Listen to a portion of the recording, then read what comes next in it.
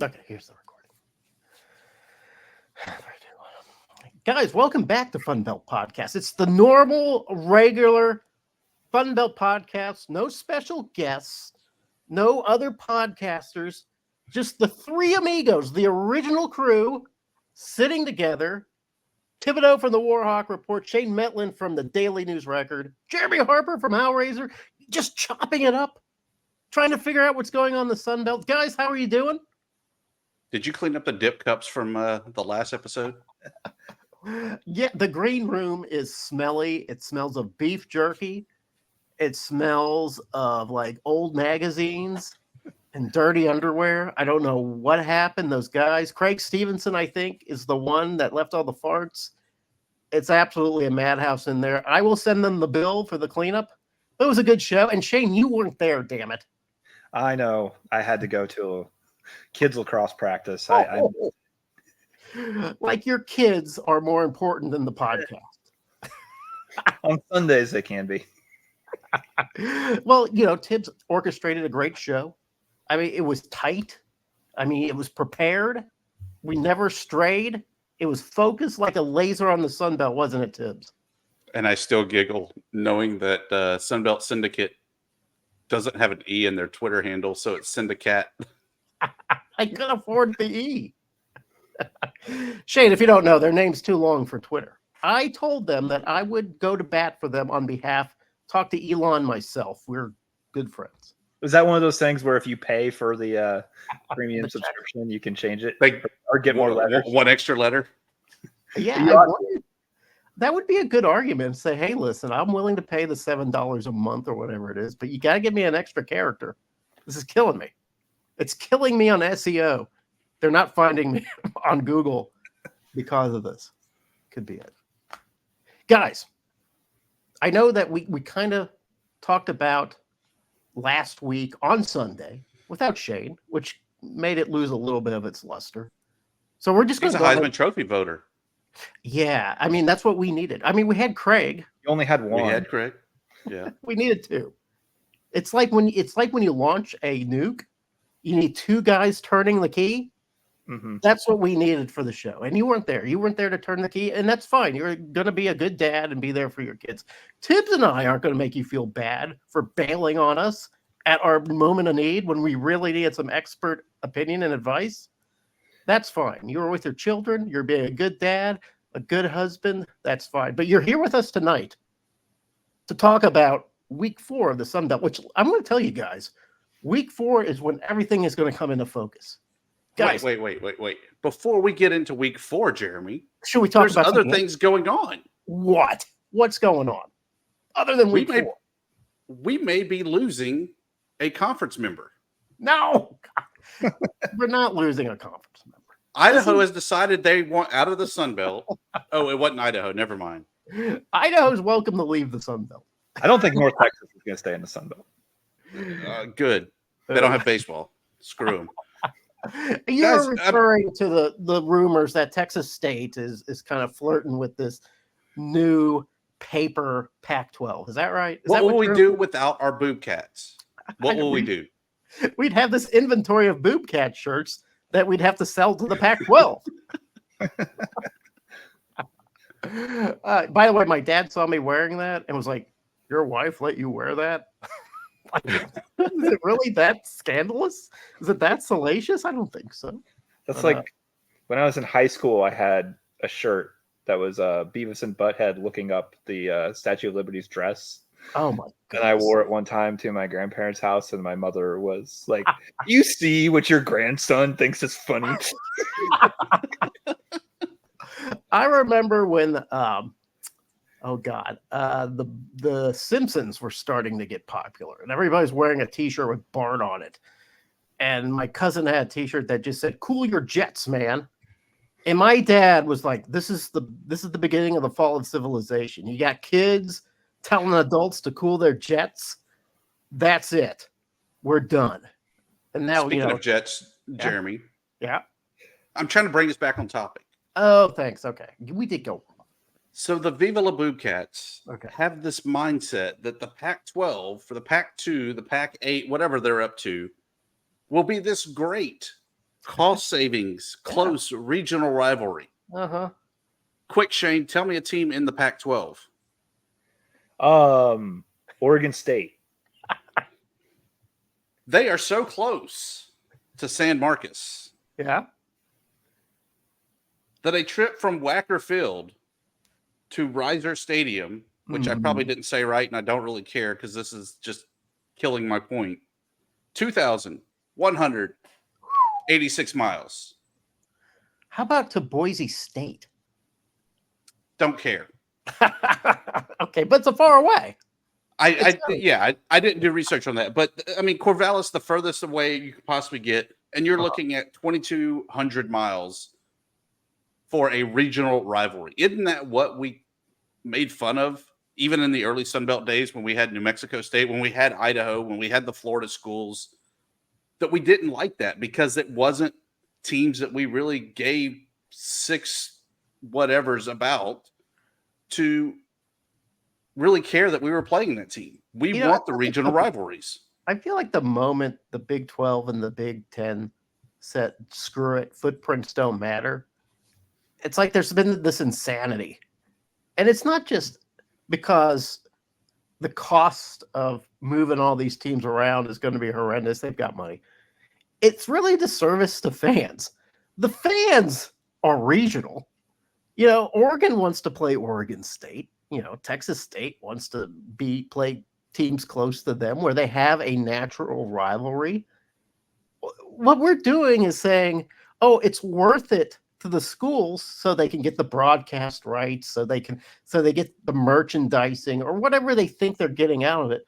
In the meanwhile, the people that actually fund these teams, the fans, are getting screwed with these totally soulless matchups that no one gives a shit about. So Texas State, for the love of God, you've been with the Sun Belt now for 10 years or whatever, building that rivalry, building those relationships, those bonds of hatred between the Cajuns and you and Arkansas State and you and ULM and you, and then all the teams out east now, you have these rivalries, and now you're like, oh no, now we're going to be rivals with Boise State?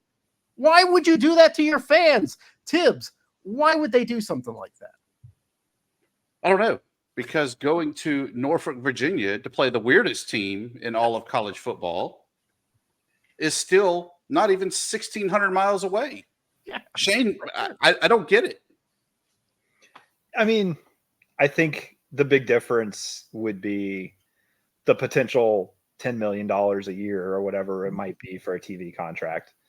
And I don't think if Texas State ever is put in this position where they get to choose whether they're going to the Pac-12 or not, they're obviously not going to be the only team in that position. They might be the only Sun Belt team in that position. But I mean, if you throw another Texas school or, a Tulane or something into the mix, maybe it gets a little more palatable as far as the geography goes when you throw in the amount of money. But I mean, and Texas State, let's be honest too, if there's one team in the Sun Belt that's a little bit out there on an island away from the rest of the Sun Belt without the really hated rivals, it might be Texas State.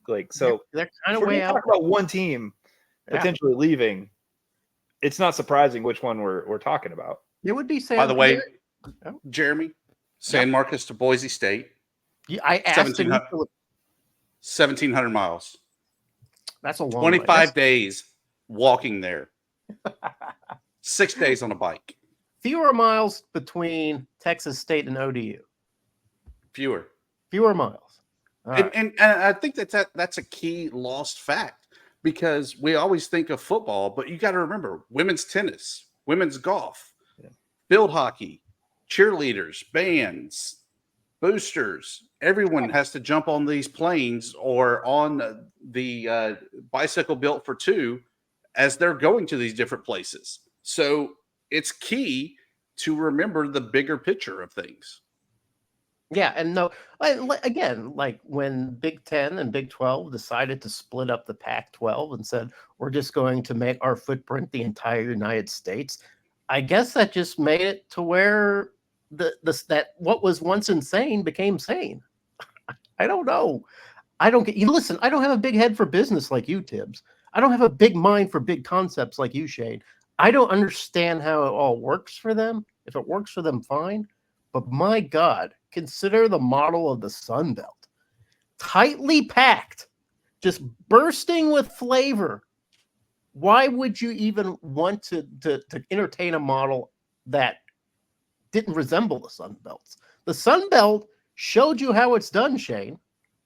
Yeah, and I think there's a reason we all love it. I mean, it's kind of a throwback to what college sports were in a lot of ways, and not just like the rivalries, but sticking with like the divisions because you want to play the teams that are close to you, and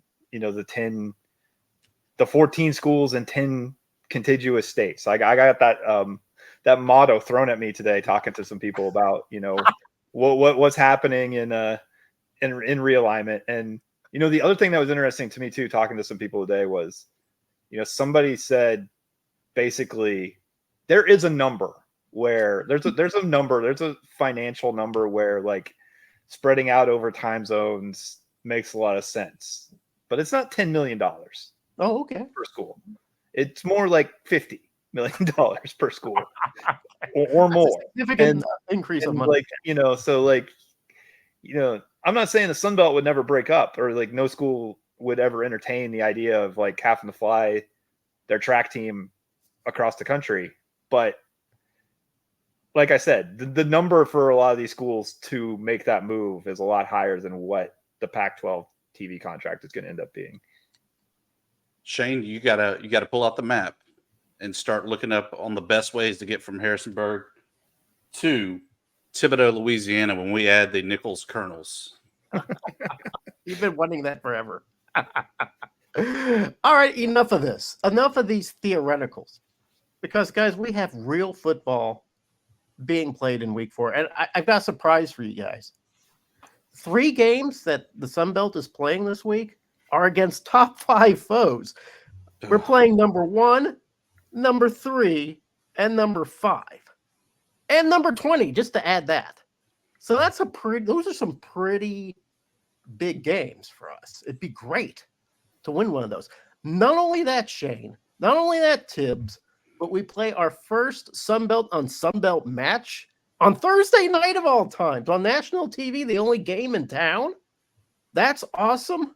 We got a great in-state rivalry between the Cajuns and Tulane, crossing that great Sun Belt American matchup that we all like to build up over the time. Guys, this is the most exciting week for the Sun Belt yet, and I want you to agree with me.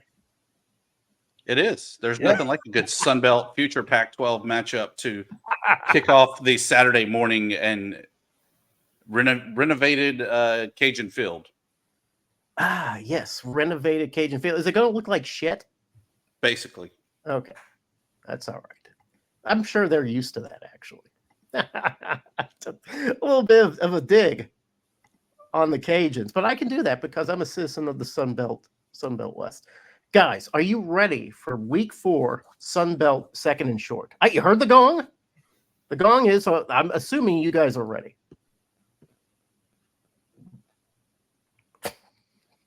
Are you guys ready? Yeah. I just want to sit really still so you know how we feel when your internet flakes out or when Shane's does. I think that I'm beginning to think you're just not ready. I'm beginning to think that you're scared of second and short. I'm pumped. Okay, you're pumped. Okay, we all know second short. Oh my God, you're gonna break the gong. I'm gonna have to repolish the gong now. You know how expensive that is? How time consuming? Okay, anyway. Guys, you know how second and short works. I moderate the conversation. We try to keep our reviews to under 2 minutes to keep our episode tight. We don't always do it. Guys, not everybody is playing this week, thanks to the 2-bye system that we have this year. Georgia State, Old Dominion, Texas State are taking a knee. Did I miss anybody? I don't think so. All right, you guys ready? Thursday, September 19th, 6:30 p.m. on ESPN. ESPN, the flagship station.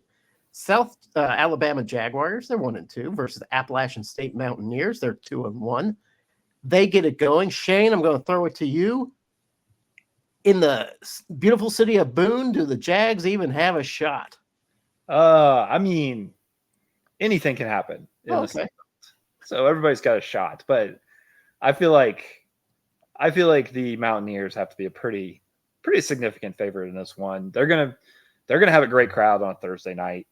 It's gonna be rowdy. It's gonna be psyched up for a national TVU game that will get a big audience on a Thursday on the flagship station, like you mentioned. And I think App State's getting it together at this point. They pulled out the victory at ECU. Joey Aguilar is throwing the ball all over the place. He's the only quarterback in the Sun Belt who's getting 30, 40 pass attempts per game. And it's for a reason, because he can move the ball. I'm not sold on South Alabama quite yet. I think App State handles this one. Yeah, App State no longer wholly reliant on that powerful run game. Listen, Tibbs, the Jags, they scored 87 points last week. That's just a lot of points. Now they're 7.5 dogs to the Mountaineers, 7.5 points to Appalachian State. Is that fair?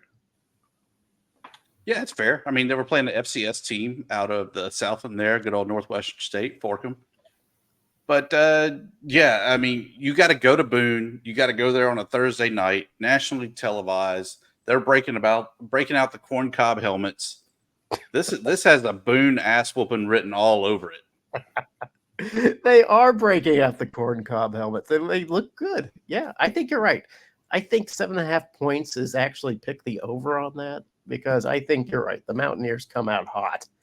All right, a couple days later on Saturday, I mean, guys, all these games seem to be happening at 11 o'clock. I think there's like 3 or 4 11 o'clock games. First one up, Marshall Thundering Herd, 1-1. They get number 3, Ohio State Buckeyes. They're 2-0. It's at 11 a.m. It's on Fox. Buckeyes are 39.5 point favorite. Not the biggest spread of the week. No, not the biggest spread. It's a big spread, though. Shane, is that spread too big? I don't know. He's so politically correct. It'll be tough to keep it close, I think, for Marshall. This is not the trip to Notre Dame a couple of years ago. Ohio State's really good. Marshall's still struggling a bit. I don't know if they've completely figured out their quarterback situation. And going to Columbus in the big house, or it's not the big house, it's the Horseshoe. I don't know that's the best place to go to try to figure out what's going on with your offense. Yeah, they've got pretty good running back and A.J. Turner, maybe not enough. Tibbs, what do you think? Do the Thundering Herd, did they pull off another Notre Dame miracle? No. They get to watch the script I get dotted, and then they're going to get their own I dotted as the Buckeyes showcase why they are number 3 and trying to make their way up to number 1. But it'll be a tough week for them because number 1 is probably going to be steamrolling the team as well. Yeah, I think week 1 they scored 52 points. The next week they scored 56. So this Ohio State knows how to score points. So, yeah, don't see a whole lot of chance with the Herd, but we'll be rooting for them. Yeah. Next game, those James Madison Dukes at North Carolina Tar Heels. Tar Heels 3-0, Dukes 2-0, 11 a.m. on the ACC network. The Tar Heels almost a reluctant 10.5 point favorite on that. I'm throwing it right back to you, Shane. What are we going to see from these Dukes who have been a little bit of a mystery? Yeah, I don't know. It's been 2 really slow starts in the 2 wins for JMU, and I don't think they can afford to start slow like that at UNC. I think coming after the bye week, they're pretty confident about where they are, that they've made some improvements. They've cleaned up some of the execution that gave them trouble in those games, but I just don't know what to think about the Dukes really until I see them out there on Saturday and see just how much improvement they've made. Yeah, the Dukes right now, it's a small sample size, putting out some really good defense. You have a pretty good running back combo in George Pettaway and Tyler Purdy. But Tibbs, is this a game that the Dukes can kind of give the Sun Belt another P4 feather in their cap? I think it's possible, but with it being, would you say 10.5 points on the spread? I think that's about right. That North Carolina is able to kind of manage a 14-point victory, and it's a good showing, I think, for James Madison. and gives us a FCS mentality moral victory there. That is FCS mentality, the old moral victory. Now, I will say something that the Tar Heels and the Dukes have already shared a common opponent. They both played Charlotte. The Dukes only allowed 7 to Charlotte, while the Tar Heels allowed 20. So just keep that in mind, that maybe that Dukes defense is pretty damn good. All right. So then we go to the O'Douls Maintain Your Edge Sunbelt Game of the Week, guys. 11 o'clock a.m., just like every other game in the Sunbelt. The Tulane Green Wave, a disappointing 1-2 at the Raging Cajuns. They're 2-0. It's 11 a.m. It's on ESPNU. Vegas has it 3 points for the Green Wave. Tibbs, is this a Green Wave game or the Cajuns being a little underestimated here?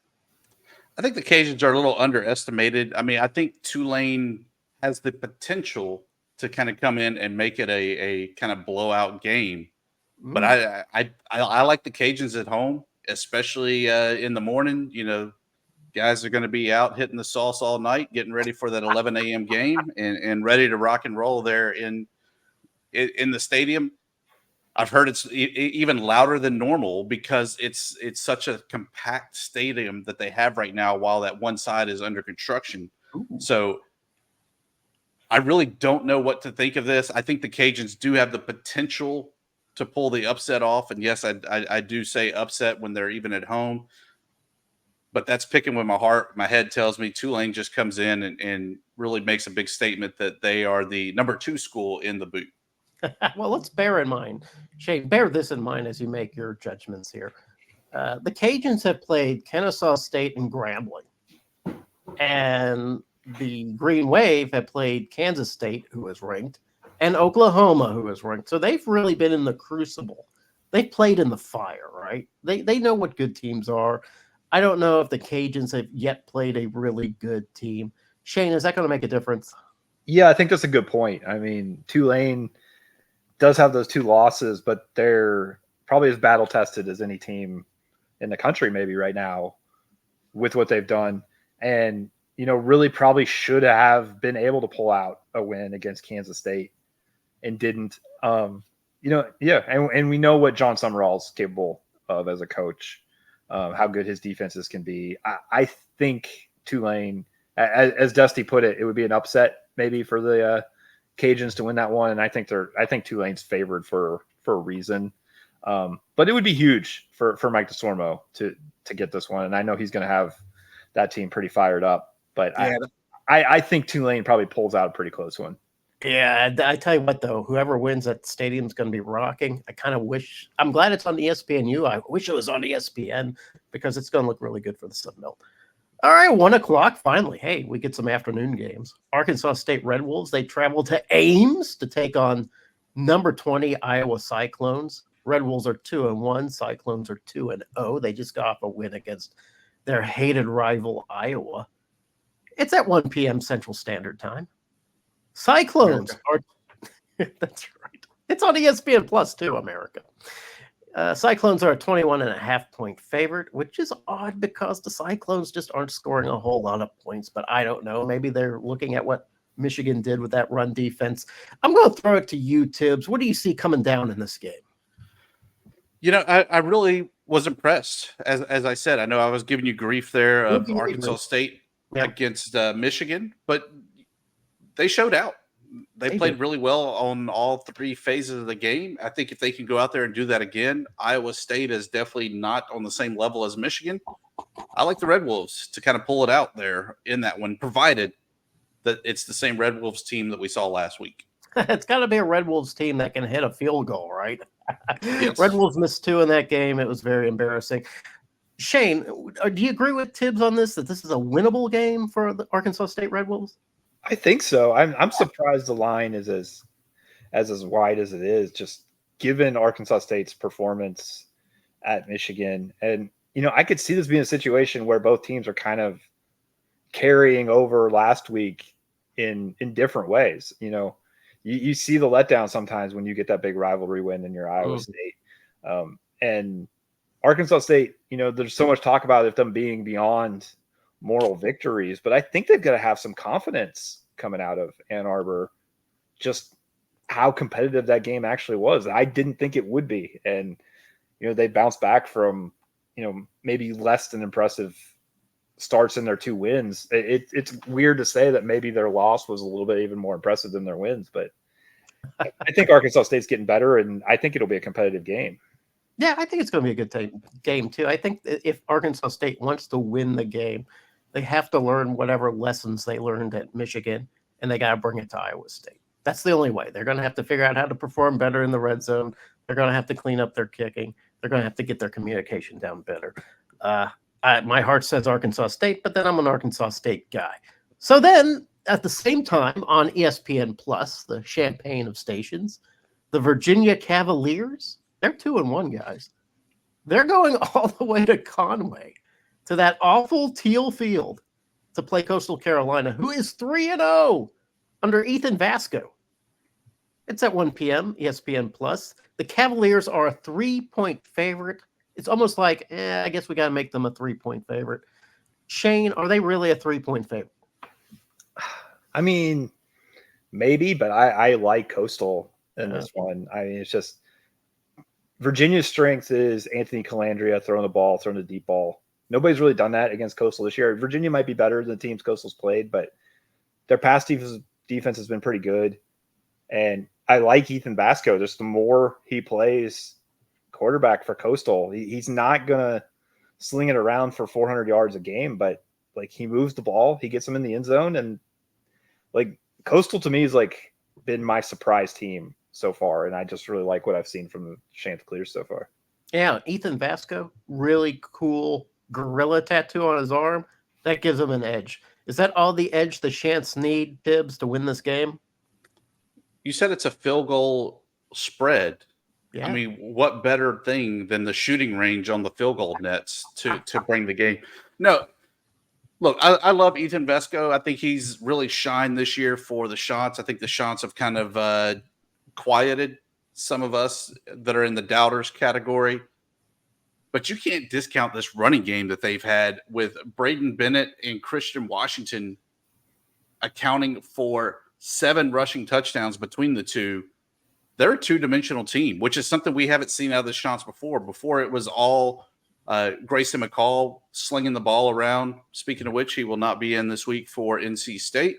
Wow. But the fact that the Chants actually have a dual threat offense is scary. And I think that we get to see that really come to fruition this week with a big win over Virginia. Yeah, I can tell that you're beginning to believe in the Chants, but me, I just can't believe in them yet. However, I will say this about Virginia. They lose to Maryland in week 3. In week 2, they beat Wake Forest by a single point. There's nothing really that impressive to me about the Cavaliers. Even though I don't believe in Coastal, I believe Coastal's going to win this game. So I don't know what to do. Coastal keeps making me look stupid. Anyway, it doesn't take much to do that because an hour later, we get the Southern Miss Golden Eagles. They're 1-2 against Jacksonville State, who the Chants should be familiar with. They're 0-3. It's on ESPN Plus. Despite being 0-3, despite not really having any good games to their name, the Gamecocks are a 6-point favorite to beat the Golden Eagles. If that's not embarrassing, I don't know what is. Tibbs, should Southern Miss feel good about anything right now? I think they're going to look really good on the field. Oh, you mean like physically, like their outfit's going to look good? Yeah, exactly. Oh, okay. It'll be a good fashion show. Look, I think the Eagles have broken wings and trying to fly, and it's just not happening. We've all been there where really the only cure for a team that's in a struggle like this is to win, but they're not going to be able to do it this week. I think they'll compete, but I think Rich Rod is going to really put up a good fight there, especially with it being in Anniston, Alabama. I like Jacksonville State to win this game as much as it hurts me that the Conference USA gets a win over the Sun Belt. Yeah, and Jacksonville State, they were supposed to compete in the CUSA. Now 0-3. They're like the Troy of our conference. I will say this though, Southern Miss, they got good production last week with Tate Rodemaker. But then they also added Ethan Crawford to the quarterback mix, and he can run a little as well as throw. It was kind of fun to watch both of them in action. They didn't have enough juice to beat the Bulls in Hattiesburg. Will Hall really survive losing to an 0-3 Jacksonville State, Shane? I mean, I think that would make it even closer to the end of the time for Will Hall. I mean, I wouldn't say he couldn't survive it. I mean, if he reels off enough wins to end the year to get to a bowl game, possibly, but I don't think that's likely if they lose this one.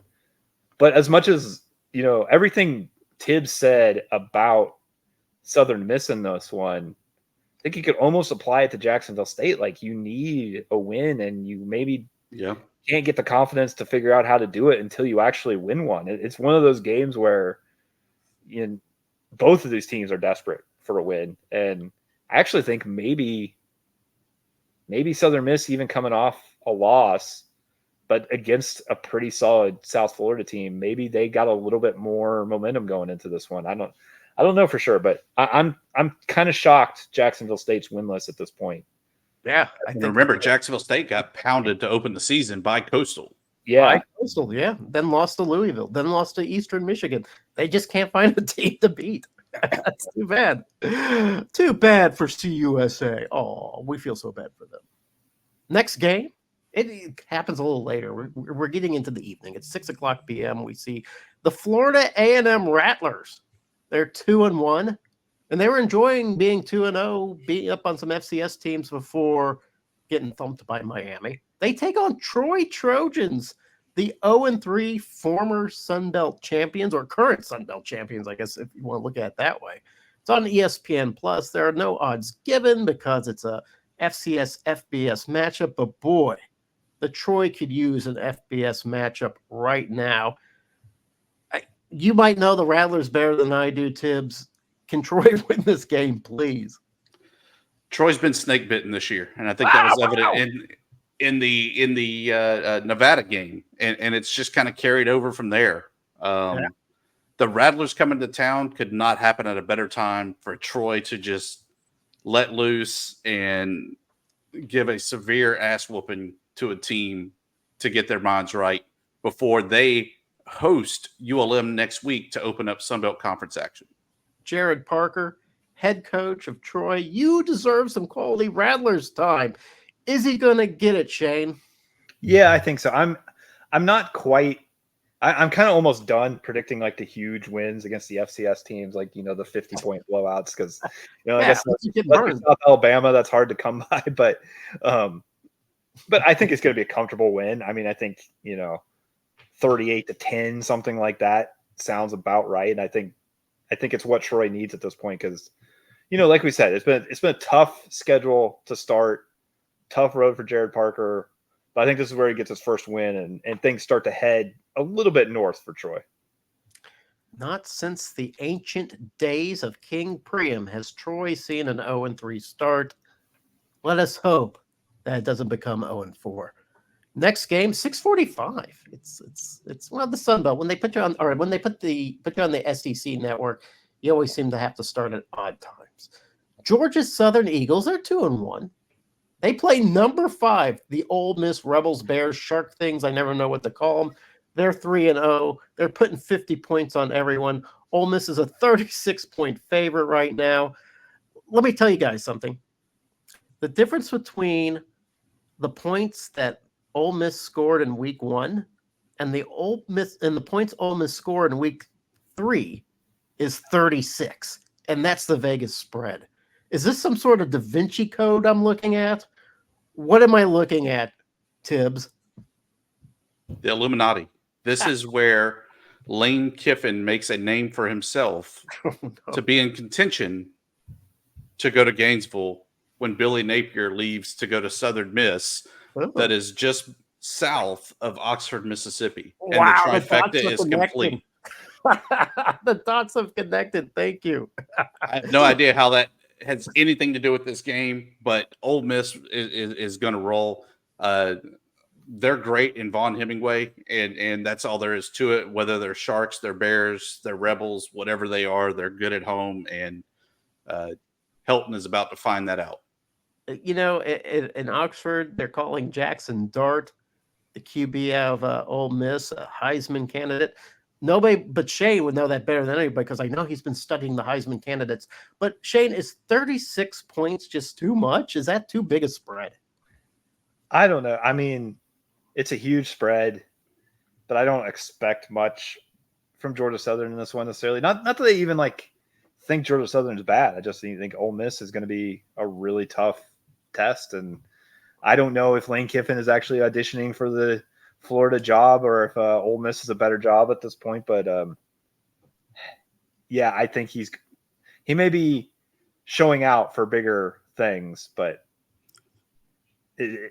Ole Miss is just too good for Georgia Southern right now. Yeah, you know, one thing that the Eagles can do, they can score points. So I don't know. That does seem to be a lot of points. But, you know, Ole Miss scored 76 points in the first week. That was against Furman, yes, but that's still a lot of points. So, yeah, that's pretty rough. That's going to be a tough game, but maybe not as tough as the last game on the docket, gentlemen. ULM Warhawks, the 2-0 Warhawks, the team that just thumped UAB, goes up against number 1 Texas Longhorns. They're 3-0. The game's at 7 p.m. You can see it on SEC Plus or ESPN Plus. I prefer ESPN Plus. The Longhorns, a massive 44.5-point favorite. It's time for the Manning experience to be introduced to the Warhawks. But let me tell you something.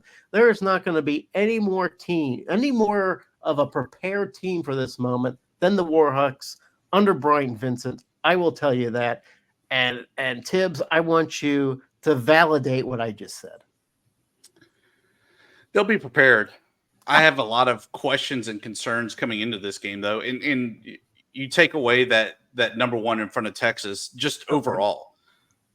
This is a great defense that the Longhorns have. And the Warhawks have been very successful in running the ball. But I don't think that they have the caliber of offensive line that will be able to sustain the holes for the running backs to get through. With that said, you got to shift to the pass. General Booty has 191 passing yards on the season.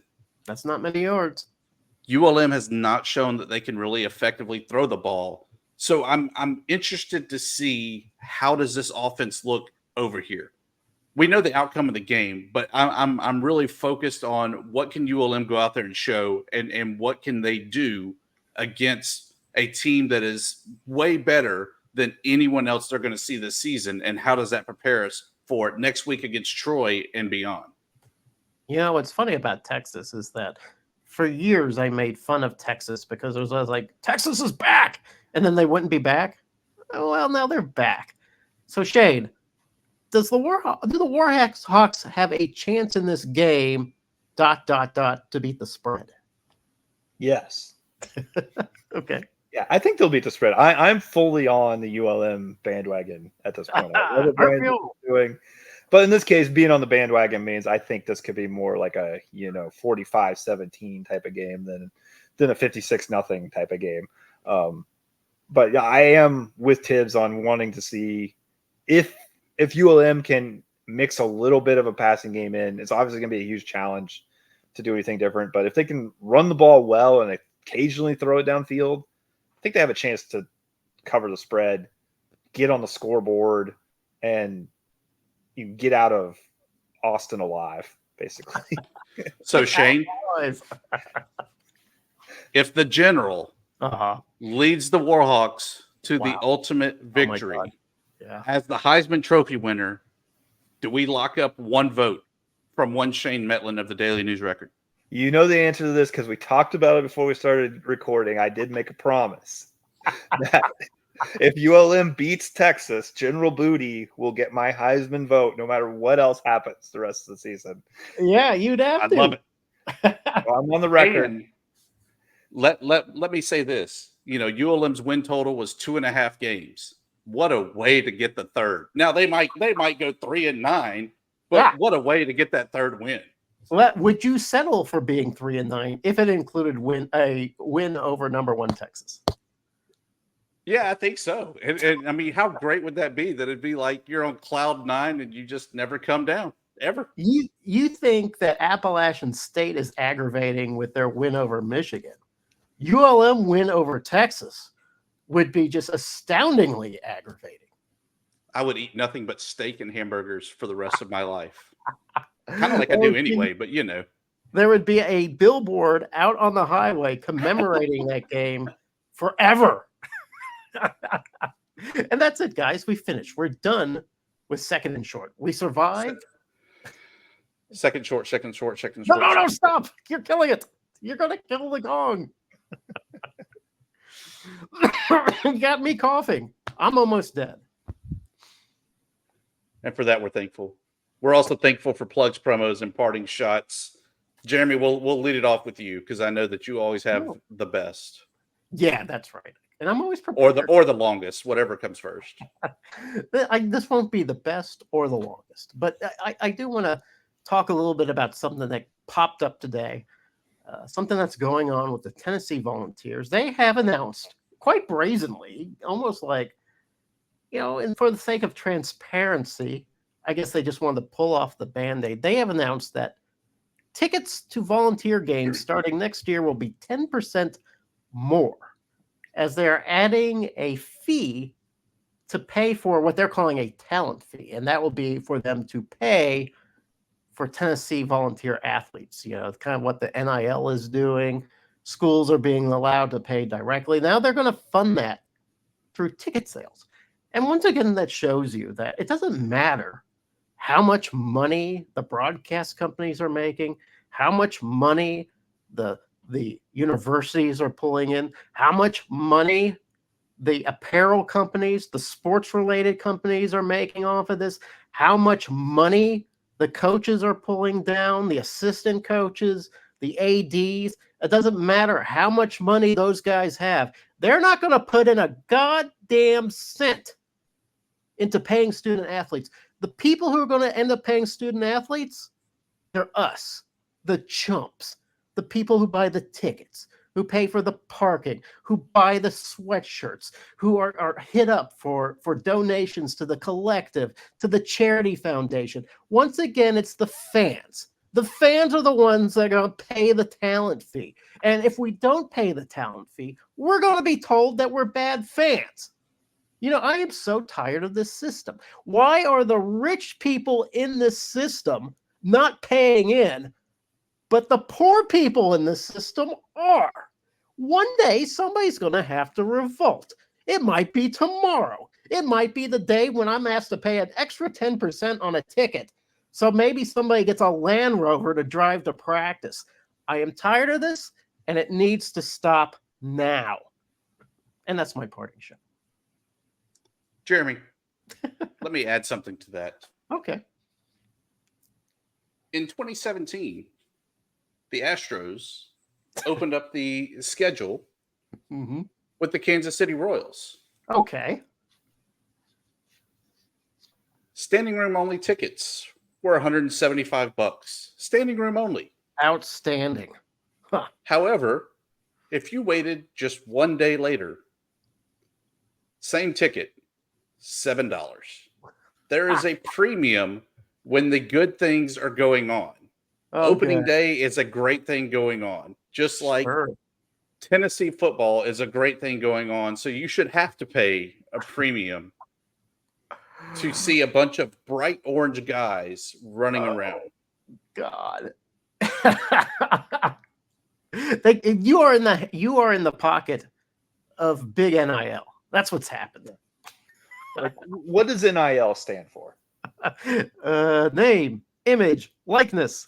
And where is the name, image, and likeness most prominent of these athletes and bringing in the most money? I would say Tennessee.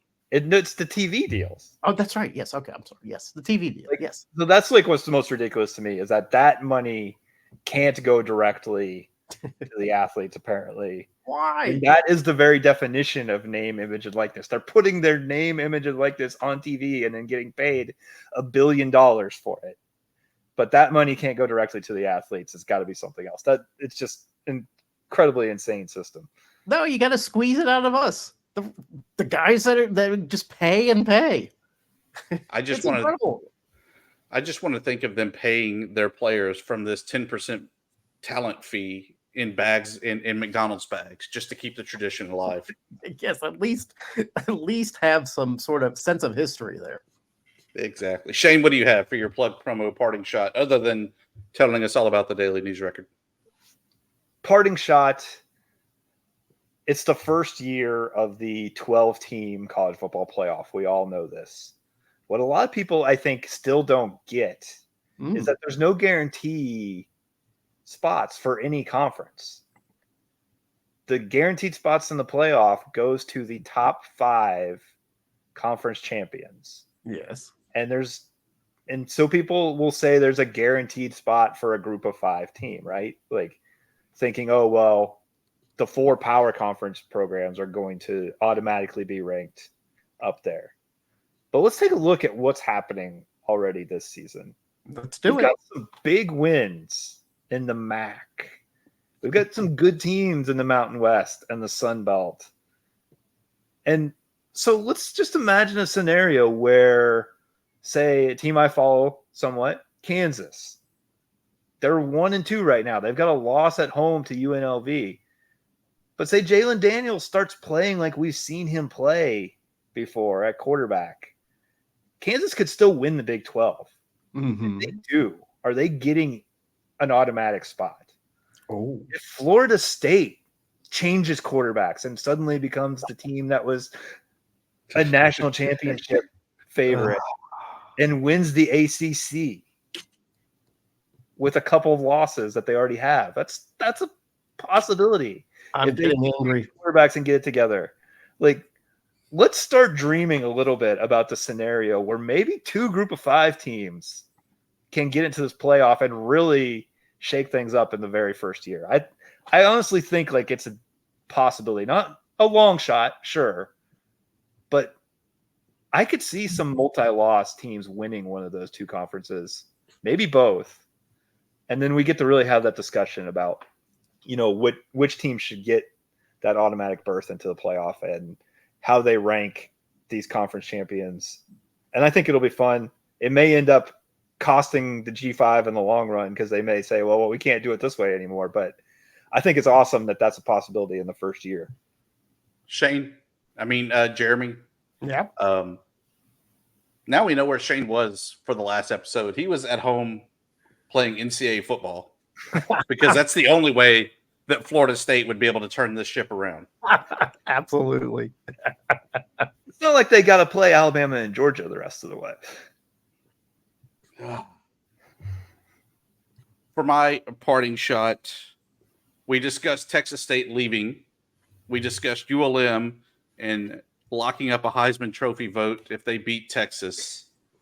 All of that has led to one of the most notable and strongest earthquakes in the state of Texas that's ever been recorded. When Tuesday morning, a 5.1 magnitude earthquake shook the Lone Star State. Sure, it was up in the panhandle near Lubbock, but we like to think that it would trickle all the way down to Austin and San Marcos with all the big news that we have broken in this episode. Oh. Hey, that's bigger than Shane and his damn Florida State's going to right the ship. Listen, before we go, I have even bigger news. You guys ready for this? Sure. Today, Charlie Huff offered any Buckeye that transferred to Marshall an all-you-can-eat NIL deal from Tudor's Biscuits.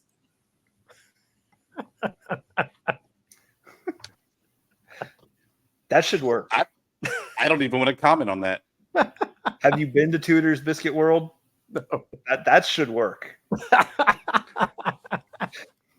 That's